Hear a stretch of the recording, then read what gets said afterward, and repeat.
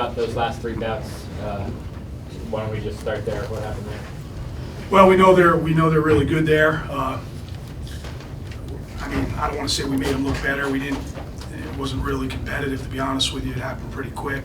You know, Pafumi's really up against it. The reason we go with Pafumi there instead of Mester, Gravina's hurt right now. You know, he's hit or miss. He's in and out. It's a shoulder situation that he's had for a long time, and it probably shouldn't have wrestled Friday night, but you know, match on the line, he wanted to do it. And as a staff, we sit and say, you know what, maybe it's not the smartest thing we do. So the reason Pafumi instead of Messer, just he's been with us and been wrestling and deserved an opportunity. And again, 3 really good guys. I don't know if they're all in the top 5 or 6 in the country, give or take.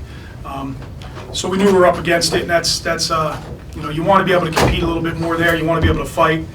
You got to fight, and you got to give yourself an opportunity. You just didn't do that, but again, those guys are really good.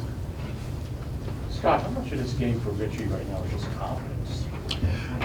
Well, he doesn't lack confidence. So when he has it and he's wrestling well and he's feeling good about his training, and he's preparing, he's really hard to beat. I mean, him and Donnie spent a good 48 hours together preparing for this after the match Friday, or whatever it was, 30 hours.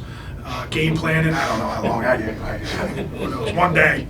But they spent some time preparing for this. And, you know, Murphy, and again, Donnie, you could probably ask him more. He coached them quite a bit. And it's very hard when you get a single leg up and wears people down, because it's a lot to finish. And he stopped them the first time, and then he won't be denied. And again, to your question is, when he's confident, he's very hard to beat. He's going to be a very tough out at the Big Ten National Tournament if he continues to do the right things along the way.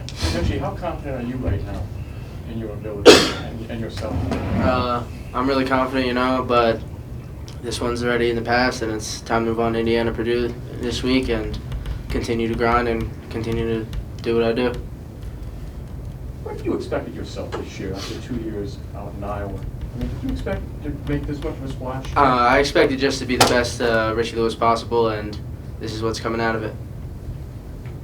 Donnie, what has this weekend been like for you, coaching against Wisconsin and coaching against Michigan at Rutgers? I mean, Friday was a little. It was disappointing, because I never want to be part of the problem. You know, I've always wanted to get these guys motivated and have them ready and prepared, and I felt like maybe it was a little bit of a distraction. You know, and then their head coach is causing a scene during the match, so I didn't enjoy that.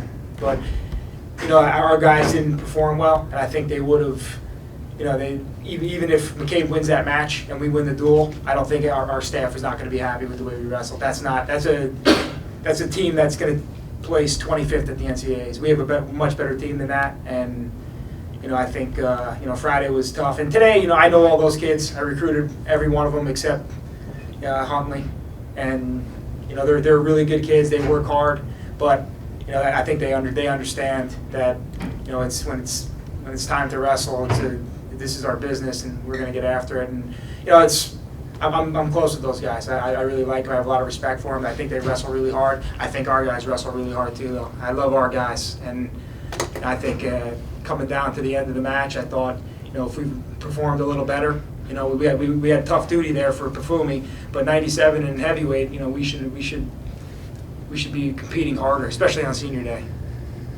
When did you tell Richie in the last couple of days about Murphy, since you know him so well? Well, we worked on some tendencies, and I, you know, as a position right away, Richie got in on that single leg. Yes. And the kid's an unbelievable athlete. He was a great football high school quarterback. I mean, he's a really good athlete, and almost until you feel that position, you almost don't believe that it's that hard to finish on a guy.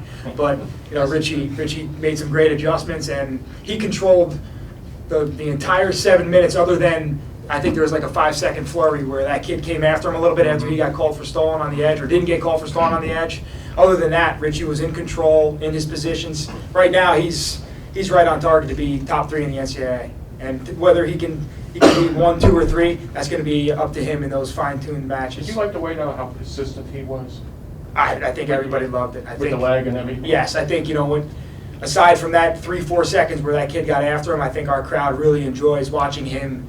You see the intensity behind his movements. When he puts his hands on you, you feel he puts his whole body into it. And I think the crowd and the guy he's wrestling and our coaching staff, you gain confidence by how convicted he is, by when he puts his hands on you, when he takes a shot, when he snaps you, when he returns you. I mean, it's just, we enjoy that type of wrestling. How hard, Richie, was he to get in on the single leg? Like Donnie said, we worked the position for a solid 20 minutes, and until you get in that position in that live match, you don't know what it feels like. And after I got the first feel for that 30-second scramble in the first, I knew once I got to that leg again that I knew I'd finish backside this time. At the end, there was no doubt you were gonna be No able to doubt, finish that. no doubt. I heard a couple fans saying 20 seconds left, 20 seconds left, and in my mind I said, I score this takedown now, I'm not going to score it in overtime. So that really drove me to get the takedown. I knew it was the final one. Scott, what were you thinking after Phil got that pin? How did you feel? What was going through your mind after you guys got that big lead? I feel, first of all, I felt really good for him. That's a confidence thing. He's been in a lot of close matches now for 2 years. He's been through it, and he's on the short end of some of them. He needed a big one, and for him to get that fall and ignite the crowd was pretty cool. So I was excited for him, and then it shifted to here come their 3 horses, really, and we're going to need an upset somewhere like Gravina did with Dudley against Nebraska. So that's what I'm thinking. Who's going to be the guy to pull this upset? And I didn't know who it was going to be. As it turned out, we weren't really close to that. But that's I didn't hesitate. Gravina was not ready to go, and we weren't going to do that again. So that's kind of my mindset, what I was thinking. Phil, can you talk about your match and how big that win was for you? It was definitely a huge win for me.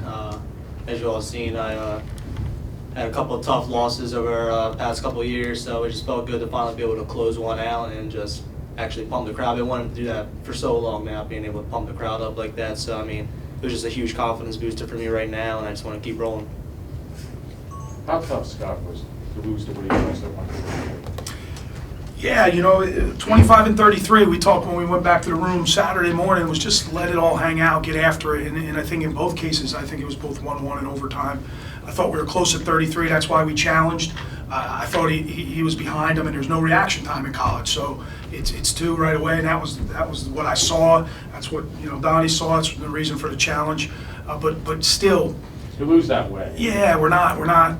And Geraldo, that's the way he wrestles. He's got to understand to win at the Big Ten National Tournament, there's got to be offense. There's got to be offense. And usually McCabe, there is some offense. But for whatever reason tonight, we were very, very tentative at those 2 weights. And, Anthony's a little banged up, so we kind of knew that's what we were going to get out of him. Good for him going out and fighting, battling hard for his teammates. But, yeah, it was disappointing. Geraldo's got a lot of ability and a lot of talent. And till he's realizes it in his mind, and he's going to hold himself back. He's got to go. And that's, it's easy to see that. That's a stalling point on caution. That's not the day, right? Yeah, you lose focus. That's what happened. He lost focus because he was thinking about how tired he was and wasn't thinking about how I'm going to beat this guy. That's what he was thinking about. Here's my focus instead of here's my game. The mindset should have been this is my game plan. And for him to drop, he knows the rules. You don't drop to a leg. It's an automatic stall. You already got one. Worst case, he gets out and you're still wrestling. But you don't drop to a leg. Put you in a no-win situation, and that's fatigue. That's fatigue setting in. I know I'm being hard on him right now, but that's what that is.